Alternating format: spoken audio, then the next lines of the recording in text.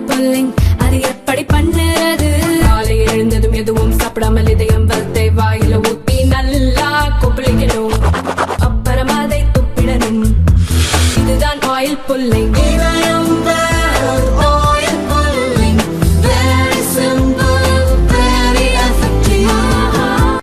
சென்னை வண்ணாரப்பேட்டையைச் சேர்ந்த முகமது கவுஸ் என்பவர் 20 லட்சம் ரூபாயுடன் மருத்துவ கருவிகள் வாங்க சென்னை ஓமந்தூரார் அரசு மருத்துவமனை அருகே இருசக்கர வாகனத்தில் சென்றார். அங்கு வாகன சோதனையில் ஈடுபட்டிருந்த திருவல்லிக்கேணி போலீஸ் நிலைய சிறப்பு சப் இன்ஸ்பெக்டர் ராஜா சிங் பணப்பையை கைப்பற்றினார். அது ஹவாலா பணமா என விசாரித்தார். வருமான வரித்துறை அதிகாரிகள் தாமோதரன், பிரபு, பிரதீப் ஆகியோர் ஸ்பாட்டுக்கு வந்தனர். 4 பேரும் முகமது கவுஸை காரில் ரகசிய இடத்துக்கு அழைத்துச் சென்று மிரட்டி மொத்த பணத்தையும் பறித்து கொண்டு அனுப்பினர். முகமது கவுஸிடம் பணம் கொடுத்து அனுப்பிய முதலாளி போலீஸ் உயரதிகாரிகளிடம் புகார் அளித்த பிறகே இந்த சம்பவம் வெளிச்சத்துக்கு வந்தது. போலீசாரும் வருமான வரித்துறை அதிகாரிகளும் சேர்ந்து அரங்கேற்றிய இந்த பணப்பறிப்பு சம்பவம் கடும் அதிர்ச்சியை ஏற்படுத்தியது. 20 லட்சத்தை வழிப்பறி செய்த சப் இன்ஸ்பெக்டர் ராஜா சிங், வருமான வரித்துறை அதிகாரிகள் தாமோதரன், பிரபு, பிரதீப் ஆகியோரை போலீசார் கைது செய்தனர். அவர்களிடம் விசாரித்த போது இவர்களுக்கு மூளையாக செயல்பட்டது சைதாப்பேட்டை போலீஸ் நிலைய சப் இன்ஸ்பெக்டர் சன்னி லாய்ட் என்பது தெரியவந்தது.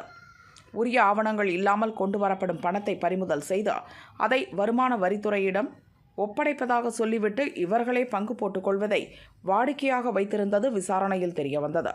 இந்த வழக்கில் கைதான ராஜா சிங், வருமான வரித்துறை அதிகாரிகள் தாமோதரன், பிரதீப், பிரபு ஆகியோர் புழல் சிறையில் அடைக்கப்பட்டுள்ளனர். 4 பேரும் ஜாமீன் கோரி சென்னை முதன்மை அமர்வு நீதிமன்றத்தில் மனு செய்தனர். அது தள்ளுபடி செய்யப்பட்டது. அதைத் தொடர்ந்து ஜாமீன் கோரி சென்னை ஹைகோர்ட்டில் மனு செய்தனர். இந்த மனு நீதிபதி ஏடி ஜெகதீஷ் சந்திரா முன் விசாரணைக்கு வந்தது. இந்த வழக்கில் இவர்கள் 4 பேர் தவிர இன்னொரு சிறப்பு உதவி ஆய்வாளர் சன்னி லாய்ட் கைது செய்யப்பட்டுள்ளார். அவருடன் யாராவது தொடர்பில் இருந்தார்களா என விசாரணை நடக்கிறது. விசாரணை இன்னும் முழுமையாக நிறைவடையாத நிலையில் ஜாமீன் வழங்கினால் விசாரணை தடைப்படும் என போலீஸ் தரப்பு வழக்கறிஞர் கூறினார். சன்னி லாய்டை காவலில் எடுத்து விசாரிக்க போலீஸ் திட்டமிட்டுள்ளது. எனவே 4 பேர் தாக்கல் செய்துள்ள ஜாமீன் மனு மீதான விசாரணையை தள்ளி வைக்க வேண்டும் எனவும் போலீஸ் தரப்பு வழக்கறிஞர் வலியுறுத்தினார்.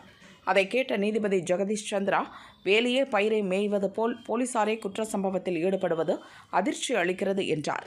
இதுபோன்ற வழக்குகளை சாதாரண வழக்காக எடுத்துக்கொள்ள முடியாது. எனவே இப்போதைக்கு ஜாமீன் மனுவை விசாரிப்பது சரியாக இருக்காது என கூறிய நீதிபதி விசாரணையை 28ஆம் தேதிக்கு ஒத்திவைத்தார்.